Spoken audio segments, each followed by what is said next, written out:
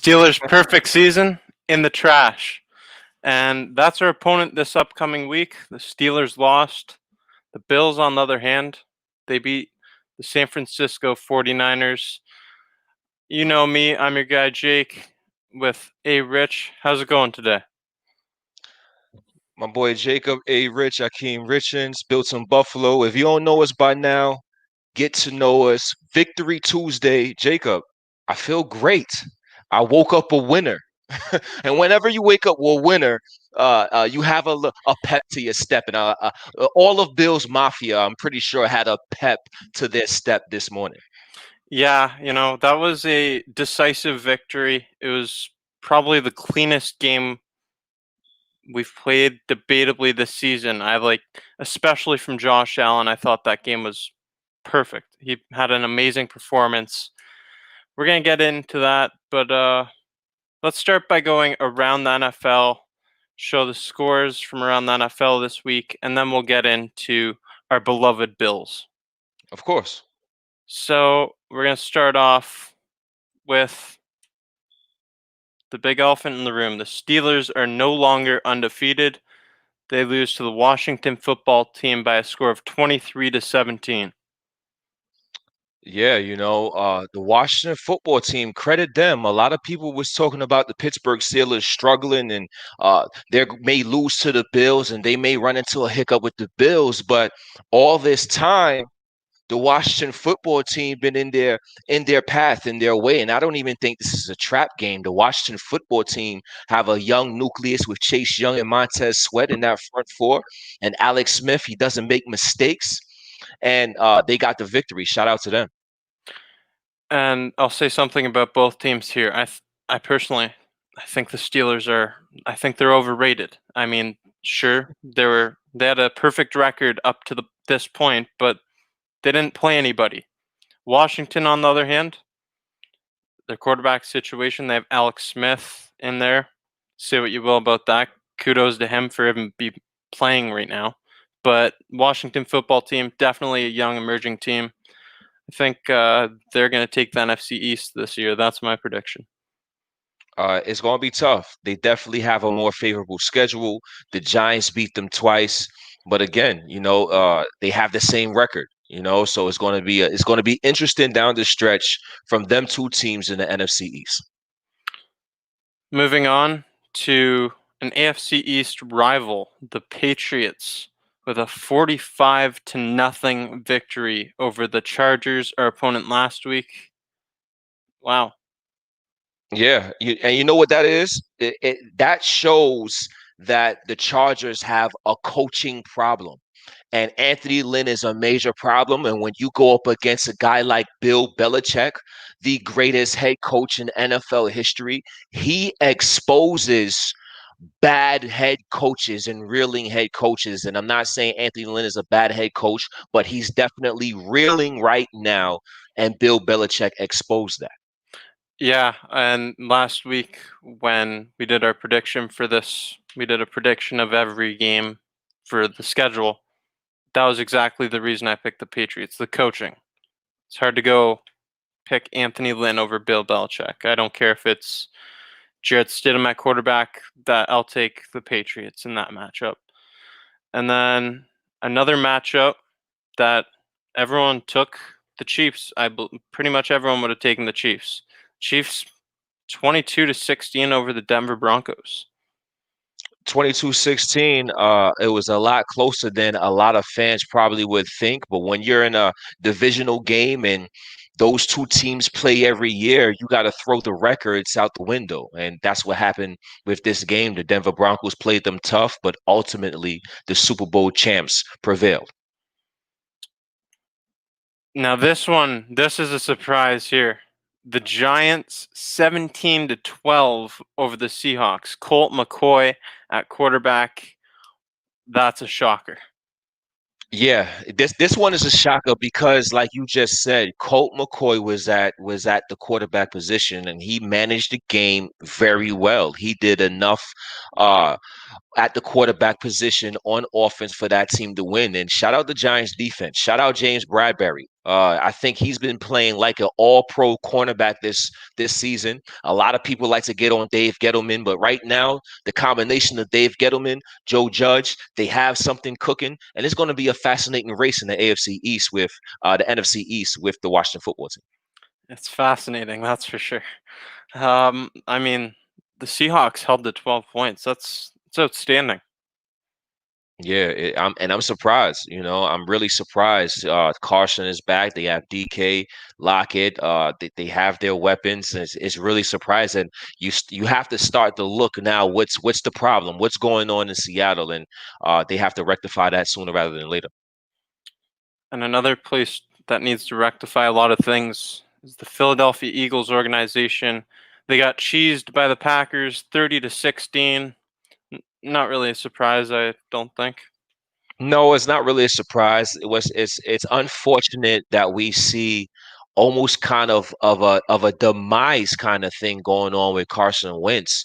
Before he got injured, he was playing like a MVP. He's getting over $100 million in his contract, and for him to be struggling the way he's struggling, to be replaced by a second round pick in the 2019 draft is crazy to me. We're gonna see what Jalen Hurts is made of.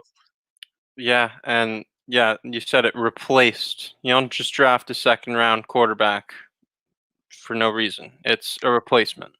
Correct, correct. Rams 38, Cardinals 28. Divisional game. The Rams are a good football team. Sean McVay, the Rams are a good football team ever since the Hail Murray. The Arizona Cardinals have been reeling in their own right, and I think the Cardinals, they have a solid team. I really like what they have as far as pieces. Again, I have to question their coaching because that's a lot. That's a very talented football team, and I'm not sure if Cliff Kingsbury uh, crosses all the T's and dots all the I's. Yeah, I think the Cardinals are a head, like actual solidified head coach and a couple more weapons and defensive pieces. I think they're just a couple pieces away from being Super Bowl contenders. I think that this is a team with super high aspirations. I definitely agree. I definitely agree. And this game, the Vikings Jags, this messed up. I would have won a boatload of money this weekend. I would have had some fat pockets if the Vikings didn't pull some comeback stuff. Uh, I didn't like that. Well, the Jaguars are the Jaguars. They won their first game of the season, and they've been losing ever since. So they're definitely in that Justin Fields sweepstakes, and we're going to see what type of coach they bring in Jacksonville to develop their new quarterback next season. So this one, I've been saying for weeks that the Bengals were going to win, and you know what? It was actually a pretty close game. Dolphins 19-7 over the Bengals. 19-7, and if Joe Burrow plays this game, this might be a different looking outcome. The Bengals hung in there for stretches in this game, but the quarterback position is the lack of talent at that position right now because of Joe Burrow injury is significant, and that is the ultimate reason why the Bengals lose this game. Definitely. Dolphins only put up 19 points on the Bengals. So the Browns, and this was a big measuring stick game for them. First, like, real tough opponent this year. The Tennessee Titans, they beat them by a score of 41-35, and Baker Mayfield looked pretty damn good in the process of it. Yeah, Baker Mayfield, he has stability at the coaching staff. And once you bring stability at the coaching staff, you're a number one pick. If you're a number one pick, you're expected to perform. The reason you got picked number one is because you're a talented player. When you combine coaching stability with a number one draft pick, ultimately things start to progress. And Odell Beckham not there, you don't have the pressure of throwing to Odell and getting him the ball. You can now honestly see the field, scan the field, and throw to the open receiver. And Baker Mayfield is benefiting from that. So it's weird how, like, Odell Beckham being out actually has helped Baker Mayfield. It's weird. I mean, I don't get You it. know, it's not weird at all.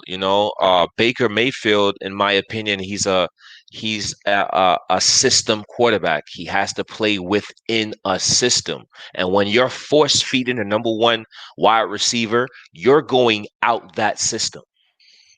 So now that Odell Beckham is not with the Cleveland Browns, that puts Baker Mayfield back in the system where he can just be that system quarterback and be above average in that scheme. And I got to shout out what he's doing. Yeah, I see what you're saying, but I don't understand why he feels the need to just force feed him. I get the schematics of it and all, but and it's OBJ. You're gonna want to give him the ball, but I don't get why he's got to force feed him like that. But moving on, we have Raiders and Jets. Greg Williams fired by the Jets, 31-28. Rough. It's just rough for the New York Jets. Uh, you know what I find interesting? Adam Gase fires Greg Williams because of play calling. I think that's absolutely hilarious, and that's the debacle that the Jets and the Jets fans have to endure. I apologize, Jets fans. I do not feel sorry for you, but I do apologize, and this is the outcome. Hey, I don't apologize for anything. That's what you signed up for as a Jets fan. So, Colts top the Texans 26-20 in an AFC South matchup. Texans have been playing much better as of late. Colts take down a hot team after a big loss to the Titans last week.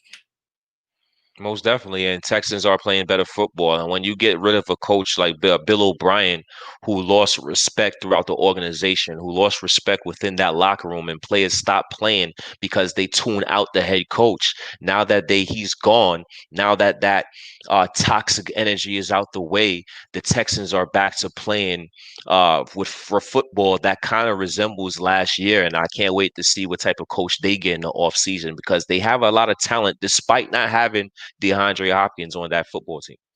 Yeah, they have a lot of talent, but they never seem to be able to piece it together.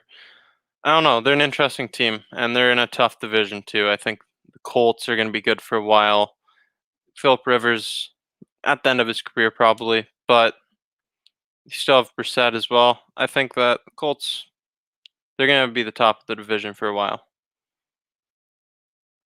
Lions 34, Bears 30, and a pretty much irrelevant football game.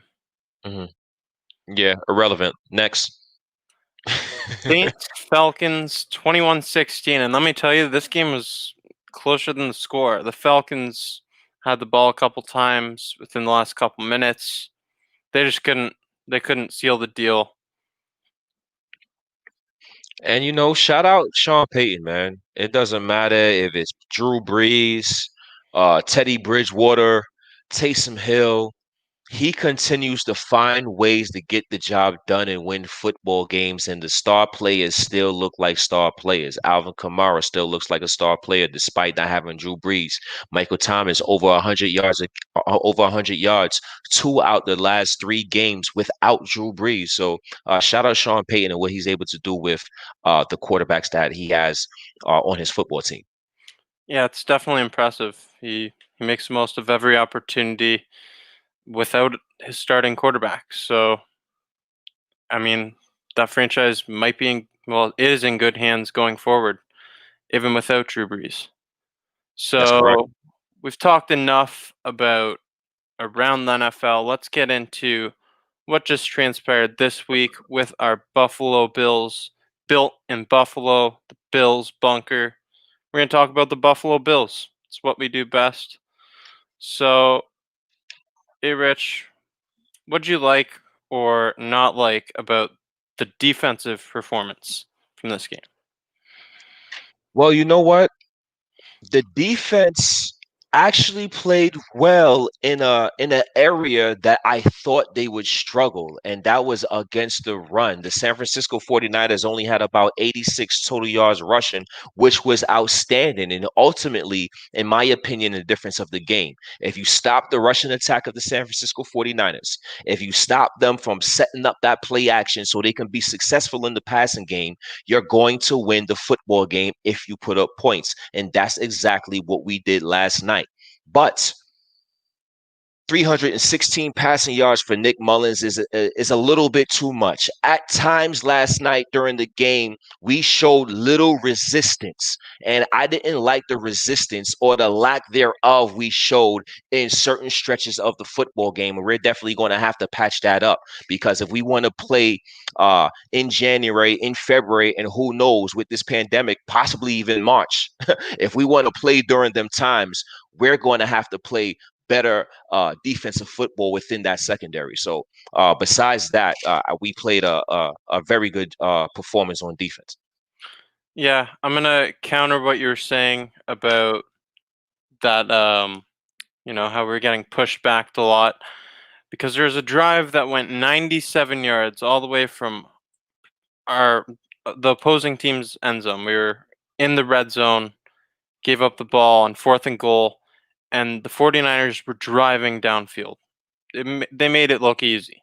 And then a glimpse of their 2019 defense, our bend but don't break mentality, never give up kind of mentality. I loved that. I mean, the goal line stand, I'm going to show it because I loved it. It reminded me so much of last year's Cleveland Browns game. Hand it off. It's Jeff Wilson. Didn't get there. Woo! Yeah. That gets you fired up. And it was a hell of a play, man.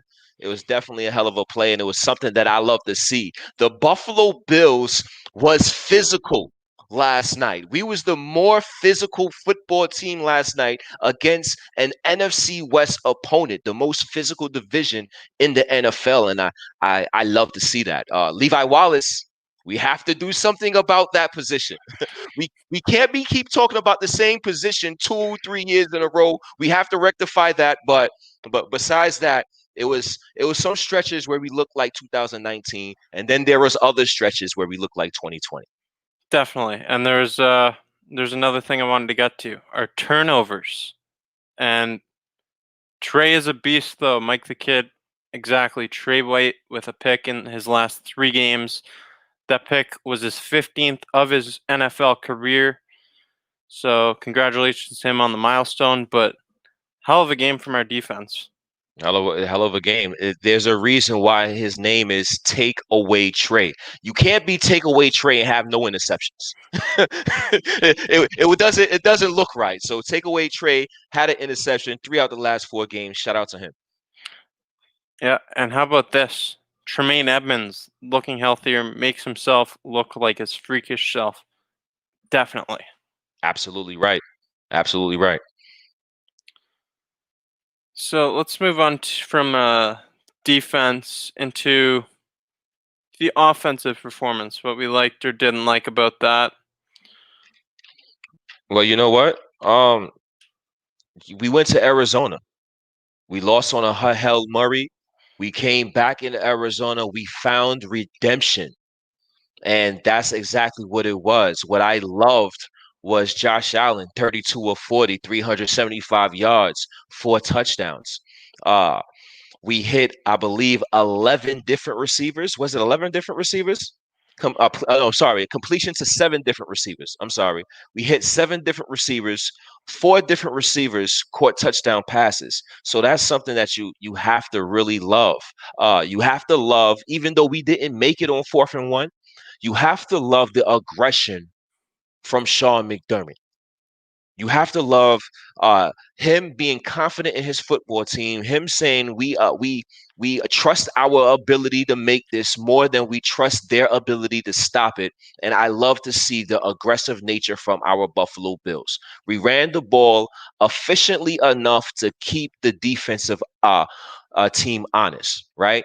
18 attempts, 61 yards from Devin Singletary. We know Zach Moss fumbled. I'll let you get into Zach Moss. We know he fumbled, and because of that, he was in the doghouse. But we did enough on the running game to keep him honest. And I love every part of the offensive game plan. And shout out Brian Dable. Brian moved the ball as well.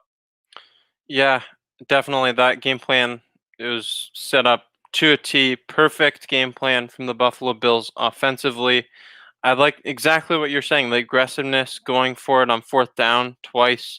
We didn't make it the one time, but the other time we did, and it was a touchdown.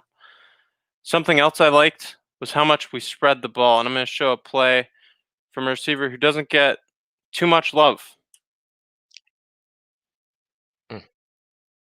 McKenzie. So Yeah, that's Isaiah McKenzie, and that's just demonstrating what the Bills offense has done all season long. Spread the rock. Josh Allen spreads the ball to numerous receivers. So many games, there's been 8 or 9 different players with a reception. You don't see that from every team. not at all, man. And I really, you know what the best part of it all? It was on prime time Monday Night Football where everybody got a chance to watch the game. The fans, the Josh Allen haters, that's fans, they get a chance to watch the game. The other NFL players in the league, that's haters that get to watch the game. Shout out Jamal Adams. Shout out Jalen Ramsey. They had to be watching that primetime football game last night like, this guy is very good. Josh Allen is a baller, and you know what? Going to Buffalo to play for the Bills may not be a bad idea after all. So we got a hot take here, and I'm going to post it. What do you think of this? I also think we kind of wasting Stefon Diggs' talent. Well, I'm going to show a clip, and this is more of a heart play, and it's something that probably went unnoticed by a lot of casual fans, but more hardcore fans that dissect everything, they definitely would have noticed this. Check it out. Flat, and both receivers, Beasley and Diggs, get a block. They're blocking. Team play. What else do you want? This is your number one wide receiver. He is not the biggest of guys. He's not DK Metcalf or AJ Brown. He has a frailer stature, and for him to go and make that block, make that physical block, it was something special to see. Shout out Stefon Diggs. That's not an easy block to make. Cut blocking is not easy. Trust me. I've looked silly trying to do it myself. But Stefon Diggs also over 1,000 yards receiving on the season after last night. So yeah, I really don't know what else you want to see from Stefon Diggs because he's been doing it all this year. And Stefon Diggs is a top 5 wide receiver. He's playing like a top 5 wide receiver in this NFL. Absolutely. There's one more thing I wanted to touch on about the offensive performance before we move on to our offensive keys for this week's upcoming game. Basically, you were talking about Zach Moss and that fumble. That was very costly. You know, he was in the doghouse. He wasn't back out there for the rest of the game after that. He had 3 carries the whole game, and I'm a big Zach Moss guy. I'm all about Zach Moss. I preach Zach Moss's running styles like Ezekiel Elliott's to me, but that's just what I think. It's tough. It's a tough play. It's a tough situation. And, you know, you fumble the ball, but that is a costly turnover. You can't have that happen, especially going down the stretch. Come playoff time, you can't have that happen. And I'm glad that our defense came to play yesterday. And it's the way it happened as well. It seemed like it was just a mental lapse or a mental breakdown somewhere on that play from Zach Moss. It's one thing to fumble the ball because a player made a hell of a play or a player made a hell of a tackle. It's another thing. It has to be within the mental aspect to fumble on an exchange from the 1-yard line. So you was definitely doing a lot of thinking before that play, and it showed. And this was a good learning curve, a good learning tool Sean McDermott used on Zach Moss, and he's going to be a better player because of it. Yeah, I'd expect Zach Moss to come back with a lot of fire and intensity. And we've got a super chat from Brooke. Shout out to Brooke again. Sometimes I feel like the Bills need to get a quick punch in the mouth, like the Moss fumble, in order to really settle in and focus. And you know what? Shout out Brooke, man. Brooke's been ever since she's been heard about Built in Buffalo. She's been joining our shows ever since. So we really appreciate Brooke. Continue to show love. We're going to continue to stay consistently consistent and try to be as knowledgeable as we can. But the Buffalo Bills, we are accustomed this season to our team getting off to a fast start, right? During our winning streaks, we get off to the fast start. We score first a lot, but this is one of the rare times where we got punched in the mouth first. So it was very good to see how our team respond. This was a different aspect and a different component the Buffalo Bills was put in. So the way we responded against a physical football team like the San Francisco 49ers is very promising, and it makes the Buffalo Bills scary good. Yeah, I believe this was like the second or third time that the opposing team has scored the first touchdown of the game, and we responded extremely well in an environment that we just had a dagger through the heart a couple weeks back. So I love everything that we did last night. It was a big performance in a big-time environment for us. Most definitely. So we've been talking about the offensive performance. We're going to get into our offensive keys to the game against the Pittsburgh Steelers this week.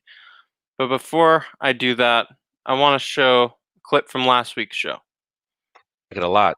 Whatever the identity is this game, whatever the identity is, we've been passing. We found success passing. We ran for 172 yards last week. Whatever the identity is for that game, find it, attack it, and stick with it. Find consistency without John Brown. John Brown has been out basically all season, up and down, right? And we haven't found that consistency on the offensive side of the ball without John Brown. And I believe this is the game where we have to find it. We have to find that groove. We have to find that consistency. Josh Allen has to be able to be efficient with the football without John Brown being in the football game. So that is something I'm definitely looking.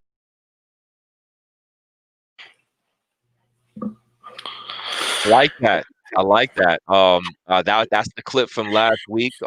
Me talking about the offensive key to the game against the San Francisco 49ers. We had to find consistency without John Brown, and that's something that we did to a T last night. We found that consistency without John Brown, and we looked like we had those explosive players, and Brian moved the ball, was able to really expose their defensive coordinator. So hopefully I hit it on the head this week with the offensive keys against the Pittsburgh Steelers. Was that a nickname? Brian move the ball? Brian move the ball. Look what the man is doing.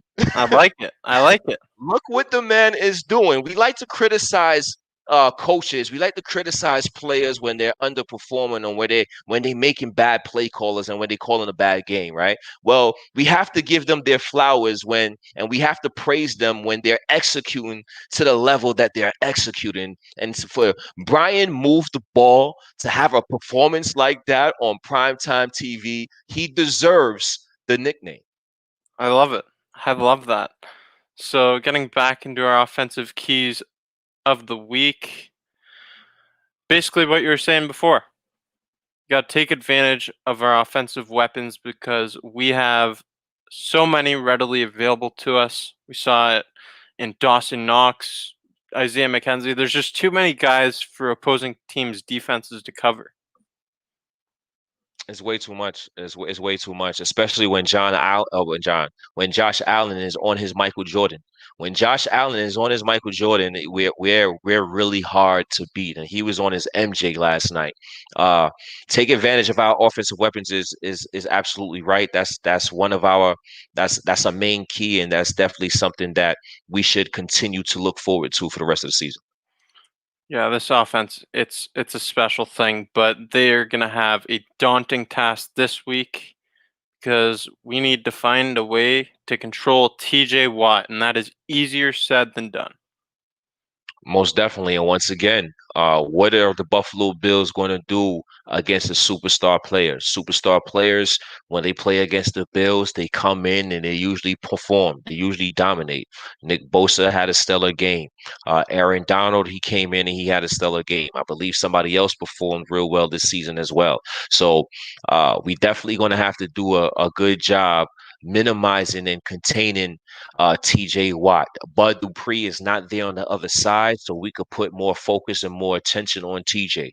We could have Dawson Knox come in his motion and help off and chip block and do things of that nature. We could control TJ Watt.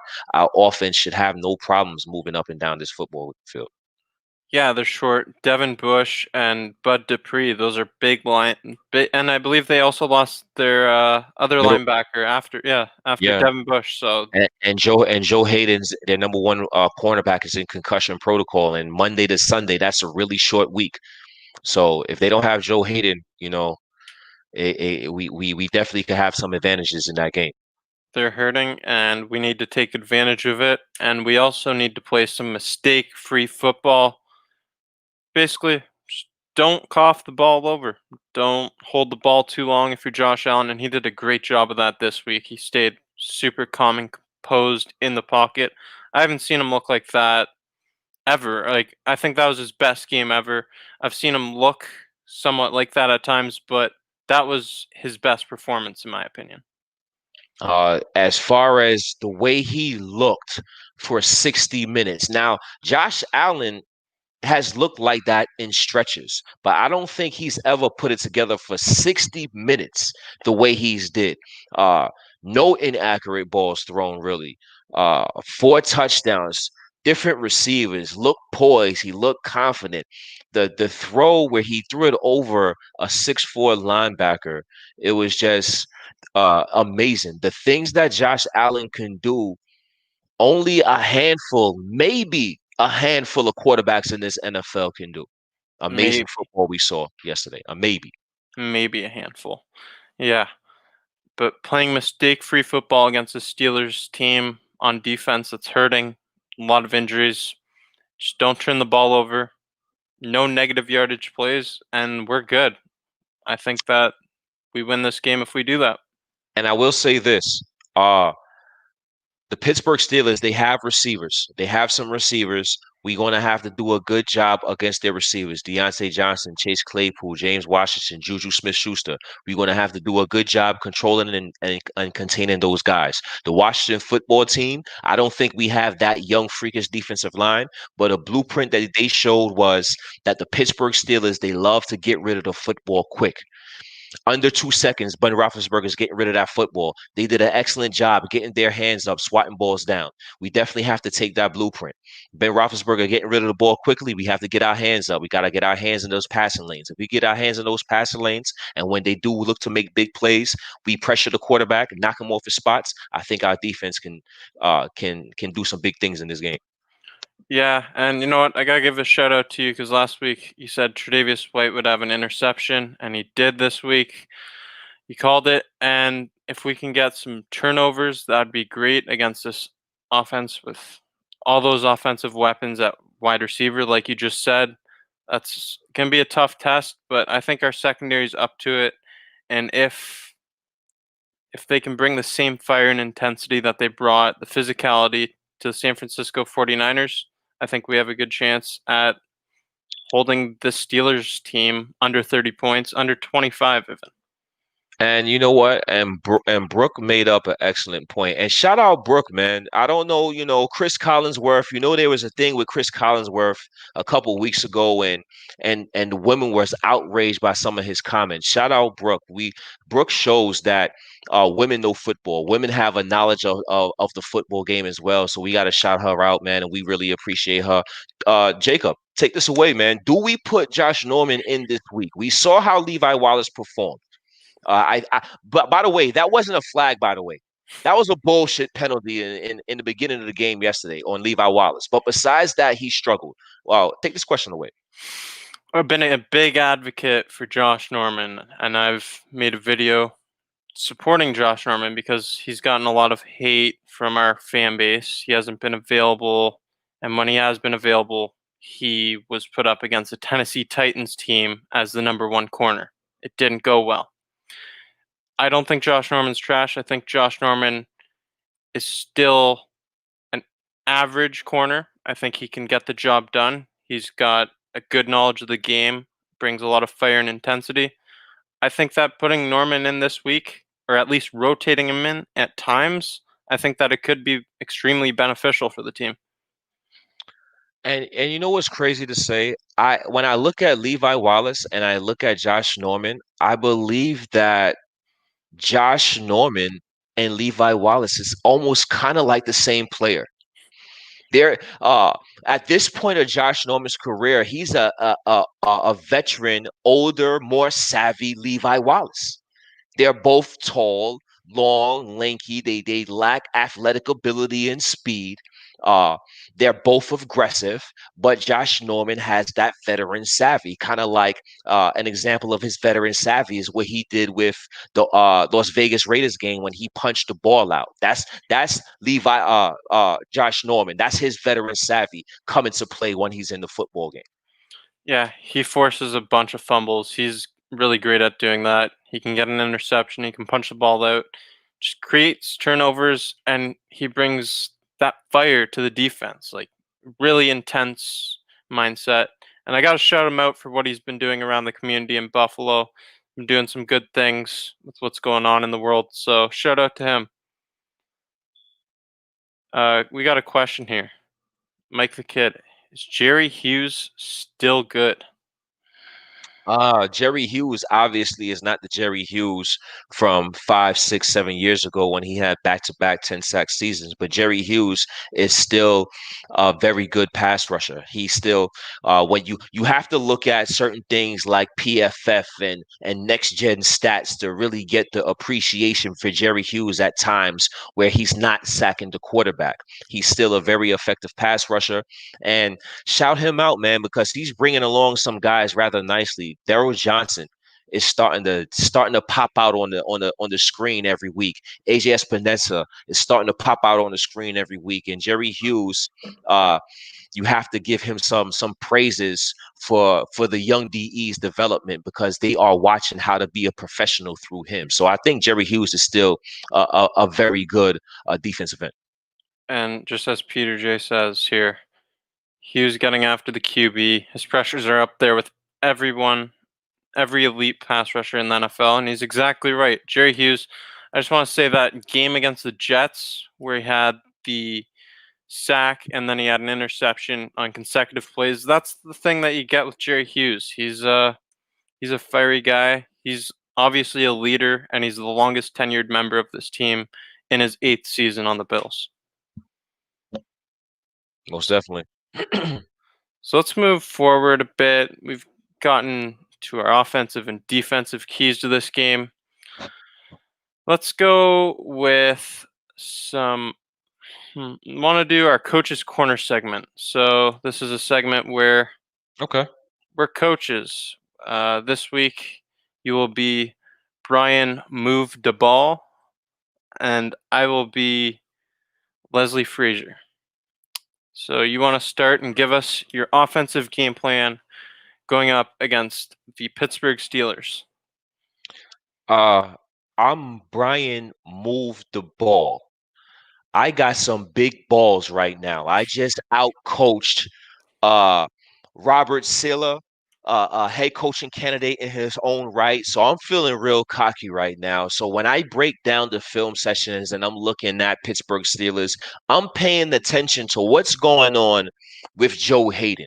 Is he playing? Because if he's not playing, my receiver, Stefon Diggs, are going to go off, or whoever is replacing Joe Hayden, I'm going to pick on him, and that's going to be a mismatch I'm going to expose for the duration of the game. So that's one thing I'm going to pay attention to. The next thing I'm going to do is TJ Watt. The way to attack a player like TJ Watt and to make him ineffective is to run plays right at him. So when we have running plays, Devin Singletary, I alluded to earlier, we should run enough to keep the opposing team honest. Let's run right at TJ Watt. Let's get him involved. Let's get physical with him. Let's chip him with some tight ends. Let's pull some guards. Let's be physical with TJ Watt and run right at him and show him that you're not going to bully us this game. If we could do those things, I believe we could be effective. Josh Allen. Once again, we got to let Josh Allen continue to be Josh Allen. He is obviously the best offensive weapon, and when he's on, great things happen when the ball is in his hands. And if he's on early and often again, we definitely got to give Josh Allen the ball, make him pick apart the defense, whether it's the zone or whether it's man. You notice earlier this season, a lot of teams was playing man. Now they played zone because Josh Allen was ineffective one game, and now San Francisco had played zone, and he's picked them apart. So it'll be very interesting to see what defense the Pittsburgh Steelers go with, because I think they have their hands full. If Josh Allen comes and plays his game, the offense will win this game once again.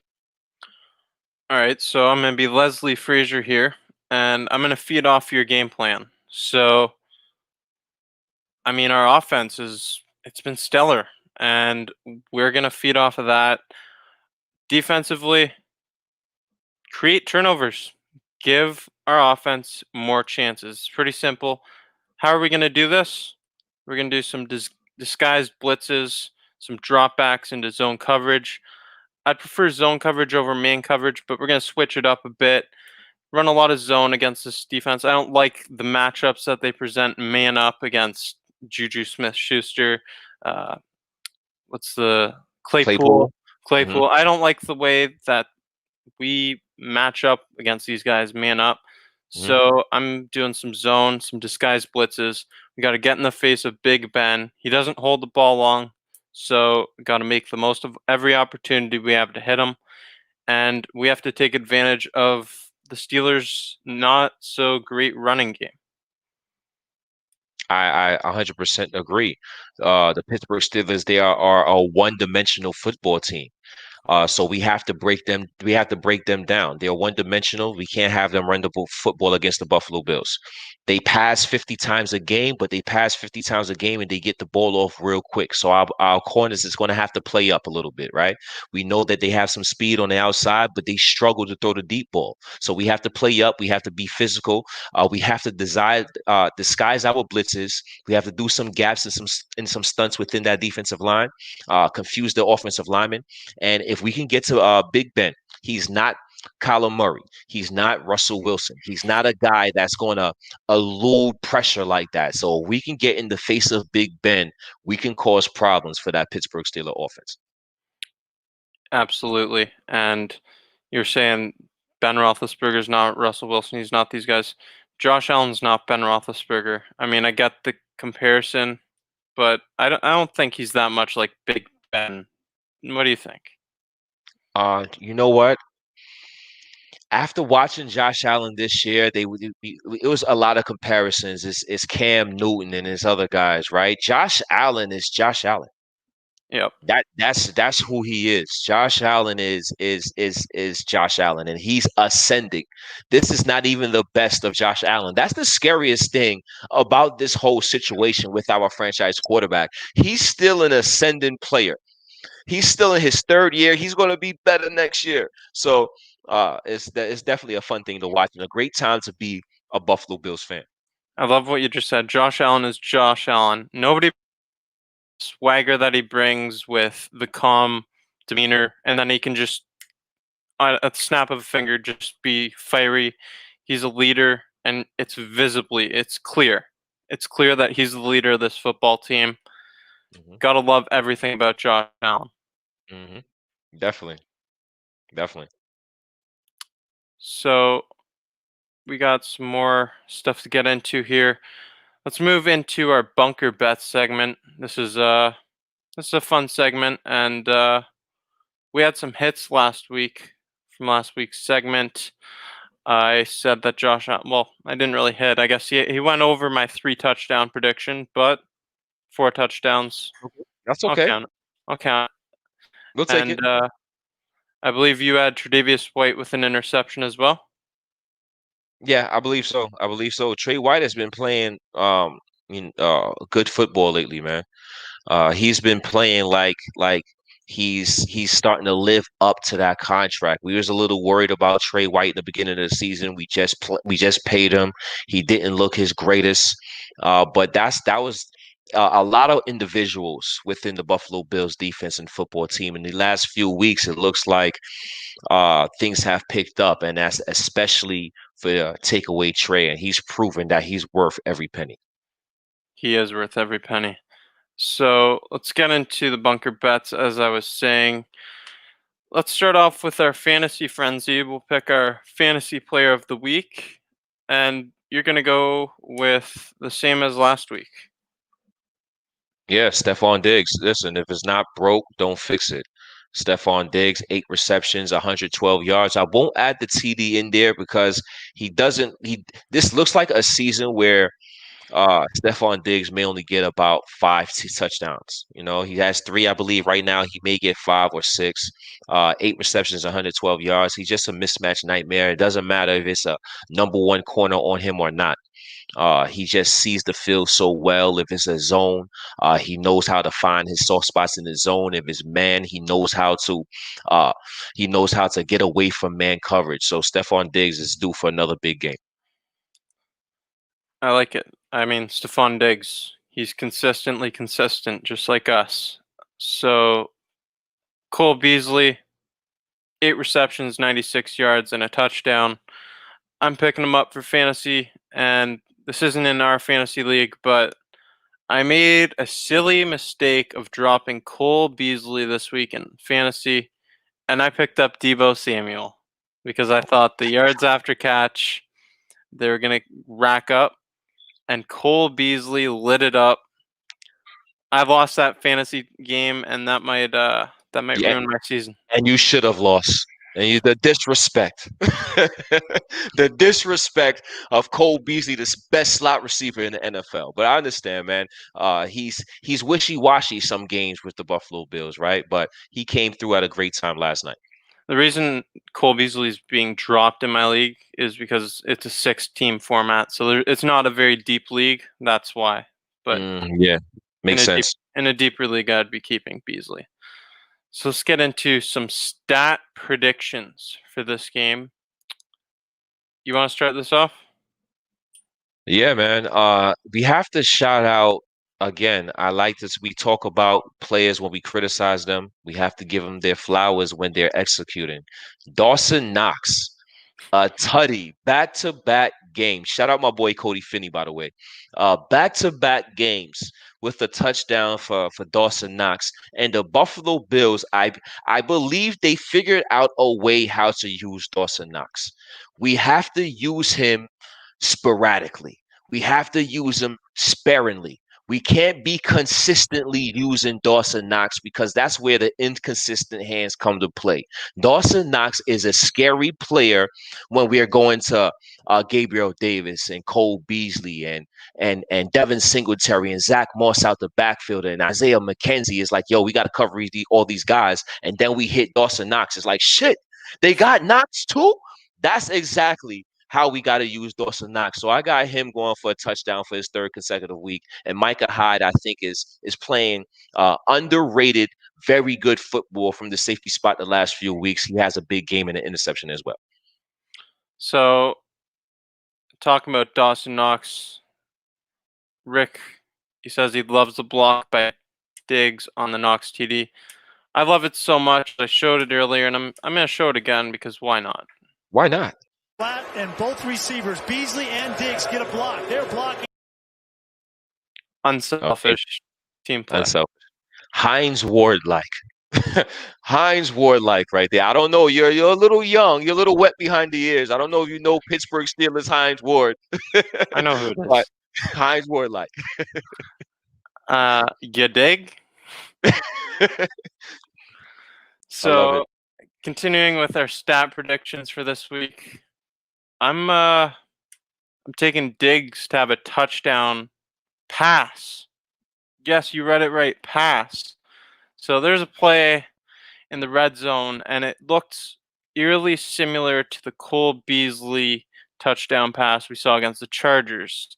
I don't know if you noticed, but to me it looked like Diggs thought about passing it for a second. He's in the backfield. I'm going on a limb, and I'm going to say this is the week we see a Stefon Diggs touchdown pass. Brian Dable's going to draw it up against the Steelers defense. And Bills defense are going to allow under 100 rushing yards. That's, our run defense. It hasn't been the best this year. But after seeing that goal line stand against San Francisco and knowing what the Steelers' run game is, I think that this is a week we allow under 100 rushing yards. You know what? I like it. I like it a lot, and it's definitely possible. And we should. We should. The Pittsburgh Steelers have been struggling rushing the football. If they get off against us rushing the football, we're going to be in for a whale of a ball game. Definitely are. So we're going through our bunker bets here. You want to go into our score predictions for this week's game? That was our stat predictions, but let's do our score predictions. Let's do it. So I've got us winning 30-24. Okay. 30-24 victory, and I've been thinking this one through a lot. Steelers are a defensive team, obviously. They're missing bodies, and after what I saw against a top 5 defense in the San Francisco 49ers from the Buffalo Bills this week, I'm confident enough to say we're going to put up another 30 against them. And I think our defense has been coming alive, clearly getting closer to the 2019 form. Not quite there yet. There's times where it looks exactly like it, and there's other times not so much. I say we hold Pittsburgh to 24 points. I like it, man. I like it. Should be a fabulous ball game. What do you got? 31-24. Buffalo over the Pittsburgh Steelers. Our offense, I think right now we're clicking. I think they're going to be clicking some more come Sunday night. I believe the Buffalo Bills, we like playing on primetime football. As long as the scheduling, everything is organized like it's supposed to. As long as everything goes the way it's supposed to go, I believe the Buffalo Bills, they really enjoy this type of setting, and they're going to prove their worth again this week. And our defense is going to make enough plays to win the ball game. 31-24, Buffalo over Pittsburgh.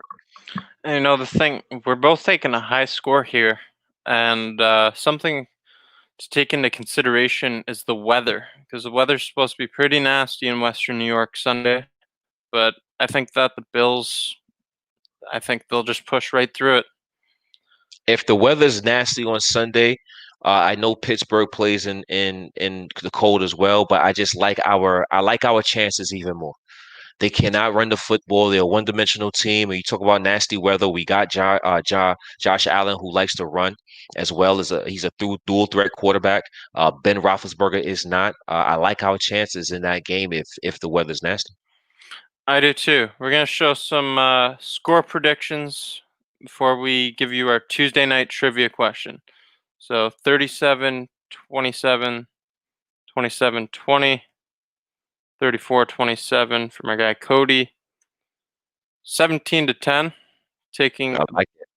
I like it. Defensive standoff. 13-29, and for the fantasy question of the week here, let me get this. Okay, I don't have it for you, but I'll just say it. So prior to last night's game, when was the last time the Buffalo Bills won on Monday Night Football? You've probably seen it. I'll post the first one to get it right. But yeah, that's the trivia question. Nice, man. And it's been some time. It's definitely been some time. When the last time? We've got it. 99, 99, 99, 99. 99. Excellent. 99. We're all watching the same game. 1999. I like it. Buffalo Bills fans through and through. Gotta love it. So I think that's all we've got for tonight's show.